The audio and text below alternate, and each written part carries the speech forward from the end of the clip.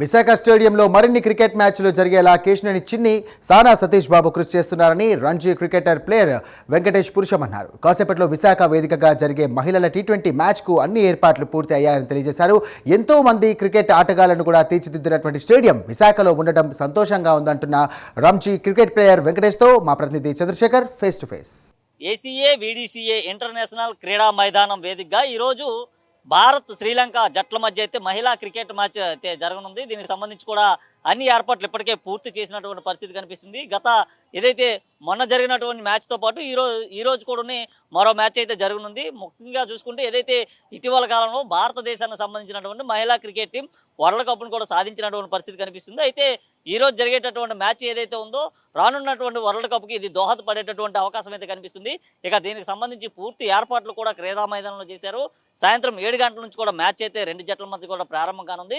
ఈ నేపథ్యంలో మ్యాచ్కి సంబంధించినటువంటి మరిన్ని విషయాన్ని మనతో పాటు ఉన్నటువంటి వారిని అడిగి తెలుసుకునేటటువంటి ప్రయత్నం చేద్దాం. సార్ నమస్తే సార్, చెప్పండి ఈరోజు జరిగేటటువంటి మ్యాచ్ ఏ విధంగా ఉండబోతుంది, అసలు ఈ పిచ్ దేనికి అనుకూలంగా ఉంటుంది అనుకుంటున్నారు? సో ఇప్పుడు యాక్చువల్లీ విశాఖపట్నం అనేది ఎప్పుడు కూడా మనకి ఇండియా టీంకి అనేది ఫేవర్ జరుగుతుంది కాబట్టి వికెట్ అనేది ఎప్పుడు కూడా స్పోర్టివ్ వికెట్ ఉంటుంది.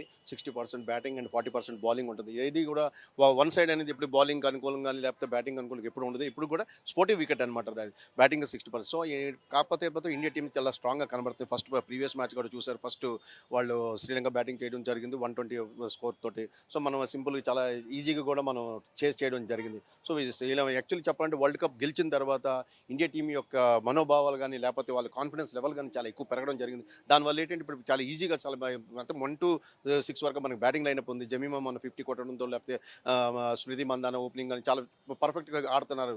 సో దానివల్ల ఏంటంటే టీం యొక్క కాన్ఫిడెన్స్ లెవెల్ చాలా ఎక్కువ ఉంది. సో టీం వైజాగ్ మ్యాచ్ అనేది చాలా ఎంజాయ్ చేస్తారు ఆడియన్స్, ఎందుకంటే ఫస్ట్ మ్యాచ్ ఆల్రెడీ ఇండియా గెలిచారు కాబట్టి సెకండ్ మ్యాచ్ కూడా చాలా ఆటకేకల టికెట్లు అయితే సేల్ అయితే జరుగుతున్నాయి. సో కాకపోతే మాత్రం వైజాగ్లో మాత్రం ఈ ఇయర్లో చూస్తుంటే మీరు ఐపీఎల్ జరిగింది, వన్ డే ఇంటర్నేషనల్ జరిగింది, ఉమెన్స్ వరల్డ్ కప్ జరిగింది, ఇప్పుడు ఈ మ్యాచ్ జరుగుతుంది. నెక్స్ట్ జనవరిలో రాబోయే మాత్రమే India versus New Zealand T20 match జరుగుతుంది. సో ఇన్ని మ్యాచ్లు విశాఖపట్నం రావడానికి కారణం అయితే ప్రెసిడెంట్ గారు కేశినేని చిన్ని గారు కానీ సెక్రటరీ గారు సానా సతీష్ బాబు గారు చాలా అంటే బీసీసీ మ్యాచ్లు చేయడానికి చాలా కృషి చేస్తున్నారు. ఇంకా ముందు కూడా చాలా మ్యాచ్లు చేస్తారని విశాఖపట్నం చాలా అదృష్టవంతులు, ఎందుకంటే ఆ మ్యాచ్లు ఎన్ని ఇంటర్నేషనల్ మ్యాచ్లు వస్తే అంత బాగుంటుంది విశాఖపట్నం వాసులకి. సో మేమైతే చాలా ఎంజాయ్ చేస్తున్నాం విశాఖపట్నంలో ఇన్ని మ్యాచ్లు చూడడానికి. ఇంటర్నేషనల్ మ్యాచ్లు రావడం అనేది చాలా ఎక్కువ. ఇప్పటికీ ఆల్మోస్ట్ 10 ఇంటర్నేషనల్ మ్యాచ్లు ఈ ఇయర్లో జరిగినాయి. సో రాబోయే కాలంలో కూడా ఇంకా ఎక్కువ మ్యాచ్లు రావాలని మేము కోరుకుంటున్నాం. సో ఈ మ్యాచ్ అయితే ఇవాళ చాలా బాగుంటుంది, అద్భుతంగా ఉంటుంది. సో 100% ఇండియా గెలుస్తుందని ఆశ, ఎందుకంటే ఇప్పుడు కూడా ఈ విశాఖపట్నం వికెట్ అనేది గ్రౌండ్ అనేది ఇప్పుడు కూడా ఇండియాకి అచ్చొచ్చిన గ్రౌండ్. ఆల్మోస్ట్ మనం 100%లో 90% మ్యాచెస్ మనం గెలుచున్నాం. 2 మ్యాచ్లు ఓడిపోయి మిగతా మ్యాచ్లు అన్నీ కూడా గెలడం జరిగింది. అలాగే ఈ ఏసీఏ మైదానంలో ఎవరైనా సరే క్రికెట్ మ్యాచ్ ఆడితే వారు వరల్డ్ కప్ కూడా వెళ్ళేటటువంటి పరిస్థితులు కూడా కనిపిస్తున్నాయి. ఒకవైపు చూసుకుంటే దాన్ని కూడా సాధించే దిశగా కూడా కనిపిస్తుంది. ముఖ్యంగా చూసుకుంటే ఇటీవల జరిగినటువంటి ఏదైతే భారత క్రికెట్ మహిళలకు సంబంధించి కావచ్చు లేదా పురుషులకు సంబంధించింది కావచ్చు, ఈ రెండు కూడా వరల్డ్ కప్లు సాధించినటువంటి ఘనతలు కూడా ఉన్నాయి. అయితే ఇటీవల జరిగినటువంటి ఏదైతే అందులకు సంబంధించినటువంటి క్రికెట్ మ్యాచ్లో కూడా బ్లైండ్స్ ఎవరైతే ఉన్నారో బ్లైండ్ పీపుల్స్ కూడా మన భారతదేశానికి వరల్డ్ కప్ సాధించడం జరిగింది, అది కూడా పాకిస్తాన్ పైన. దీన్ని ఎట్లా చూస్తారు?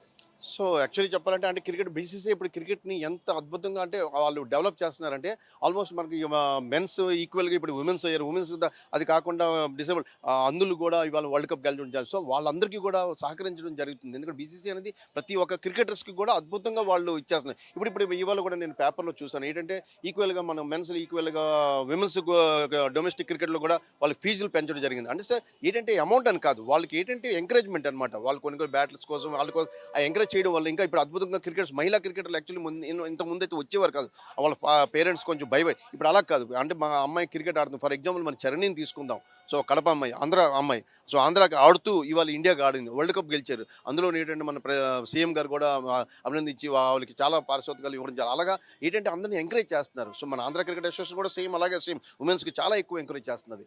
సో అలాగే బీసీసీ కూడా ఇప్పుడు చేస్తున్నారు. సో అందువల్ల ఏంటంటే ప్రతి ఒక్క క్రికెట్ మెన్ అవనండి ఉమెన్ అవ్వండి అందరూ కూడా క్రికెట్ టాప్ పొజిషన్లో ఇండియా ఉన్నది ఇవాళ.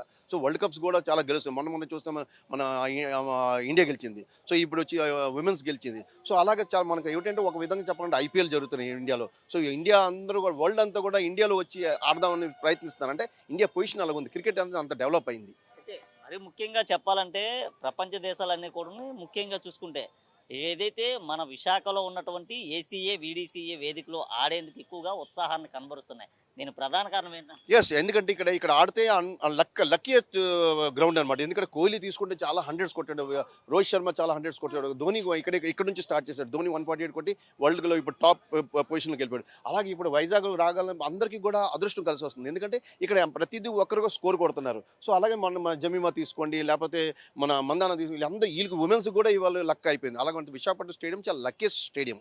ఇటీవల కాలంలో చూసుకుంటే మన రాష్ట్ర ప్రభుత్వం కూడా క్రీడాకారులను కూడా ఎక్కువగా ప్రోత్సహిస్తుంది. ఈ నేపథ్యంలోనే ఇటు ఏదైతే మధురవాడకు సంబంధించినటువంటి ఏసీ వీడీసీకి సంబంధించినటువంటి ఒక గేటుకి కావచ్చు లేదా ఒక ఎంట్రన్స్ కావచ్చు, దానికి సంబంధించి కూడా మన ఇండియన్ క్రికెట్ టీంకి సంబంధించినటువంటి వాళ్ళ పేరు కూడా పెట్టడం జరిగింది. దీన్ని ఎట్లా చూస్తుంది? Yes, Andhra cricket association first start చేసింది. మితాలీ రాజు కానీ, రావి కల్పన కానీ గేట్లు పెట్టగానే ఇవాళ వచ్చేసి అక్కడ మా హర్మన్ ప్రీత్ కూడా పంజాబ్లో పెట్టడం జరిగింది. సో మనల్ని చూసి మిగతా అంటే ఆంధ్ర క్రికెట్ అసోసియేషన్ మంచి స్టెప్ తీసుకుంది. ఏంటంటే విమెన్స్ క్రికెట్ను కూడా మేము ప్రోత్సహిస్తున్నాం. So only Venugopal, MSK Prasad ఇలా వాళ్ళ గేట్లు కాకుండా వీళ్ళ గేట్లు కూడా పెట్టడంతో ఇప్పుడు ప్రతి ఒక్క విమెన్ క్రికెటర్స్ ఏంటంటే ఆలోచిస్తున్నారు, ఏంటంటే మేము కూడా ఆడాలి, మాది కూడా పేర్లు గేట్లో రావాలి, ఇండియా ఆడాలి. ఇప్పుడు ఆల్మోస్ట్ మనకి 7 to 8 మెంబర్స్ మన ఇండియాకి ఆడుతున్నారు విమెన్స్ నుంచి. సో అలాగే రాబోయే కాలంలో ఏసీఏ చాలా మంచి ఇన్ఫ్రాస్ట్రక్చర్ ఏంటి, క్రికెట్ డెవలప్మెంట్ చాలా ఎక్కువ చేస్తుంది. సో రాబోయే కాలంలో ఇప్పుడు నితీష్ కుమార్ రెడ్డి ఆడుతున్నారు, అలాగే చాలా మంది ఆడతారని మేము కూడా కోరుకుంటున్నాం. ఇటీవల కాలంలో చూసుకుంటే మన ఆంధ్రప్రదేశ్ నుంచే ఎక్కువగా ఏదైతే అంతర్జాతీయ స్థాయిలో ఆడే స్థాయికి వెళ్తున్నారు. ముఖ్యంగా చూసుకుంటే విశాఖలో ఎక్కడో మారుమూల పల్లె ప్రాంతాల్లో ఉన్నటువంటి వారు కావచ్చు లేదా పట్టణ ప్రాంతాల్లో ఉన్నటువంటి వారు కావచ్చు, వీరంతా కూడా క్రికెట్ పైన ఉన్నటువంటి అభిమానంతో పెద్ద ఎత్తున కూడా క్రికెట్ మ్యాచ్లోకి రావడం, అంతర్జాతీయ స్థాయికి కూడా వెళ్తున్నటువంటి పరిస్థితి కనిపిస్తుంది. ముఖ్యంగా ఇక్కడ ఉన్నటువంటి కోచర్లు తీసుకుంటున్నటువంటి అనుభవ పాఠాలు ఏమైనా? మీరు విశాఖపట్నం అనొద్దండి, ఆంధ్రప్రదేశ్ అనండి. ఎందుకంటే ఇది ఆంధ్ర క్రికెట్ అసోసియేషన్ యొక్క కృషి అండి.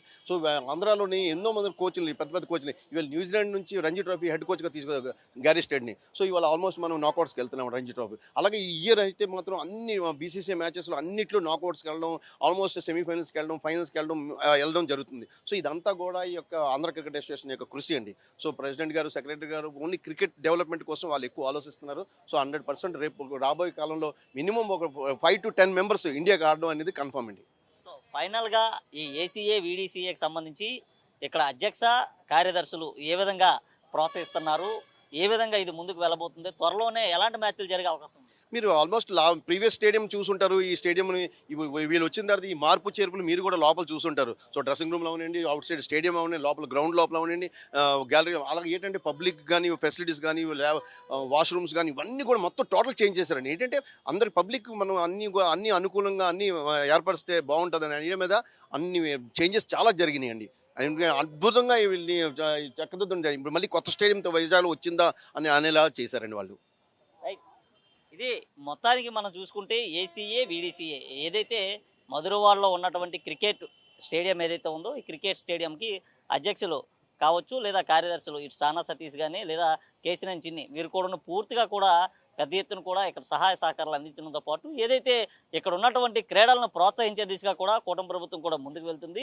ఈ నేపథ్యంలోనే చూసుకుంటే మన ఆంధ్రప్రదేశ్కి సంబంధించినటువంటి చాలా పెద్ద ఎత్తున కూడా క్రీడాకారులంతా కూడా ఇప్పుడిప్పుడే బయటకు వస్తున్నటువంటి పరిస్థితి కనిపిస్తుంది. రాష్ట్ర ప్రభుత్వ ప్రోత్సాహంతో మరింత ముందుకు వెళ్ళేటటువంటి అవకాశం అయితే కనిపిస్తుంది. గతంలో కూడా చూసుకుంటే ఏదైతే ఏసీఏ వీడీసీఏ వేదికగా జరిగినటువంటి మ్యాచ్ల్లో కూడా భారతీయ టీంలన్నీ కూడా ఆధిక్యంగా కూడా ముందుకు వెళ్ళాయి. ఇక్కడ ఉన్నటువంటి మ్యాచ్లన్నింటినీ కూడా కైవసం చేసుకున్నటువంటి పరిస్థితి కనిపిస్తుంది. ముఖ్యంగా చూసుకుంటే ఇక్కడ ఉన్నటువంటి ఏదైతే క్రికెట్ గ్రౌండ్ ఏదైతే ఉందో ఇది 40-60% ఉంటుందంటూ కూడా ఇక్కడ ఉన్నటువంటి క్రీడాకారులు కావచ్చు లేదా ఇక్కడ ఉన్నటువంటి వెంకయ్య గారు కూడా చెప్పినటువంటి పరిస్థితి అయితే ఉన్నాయి.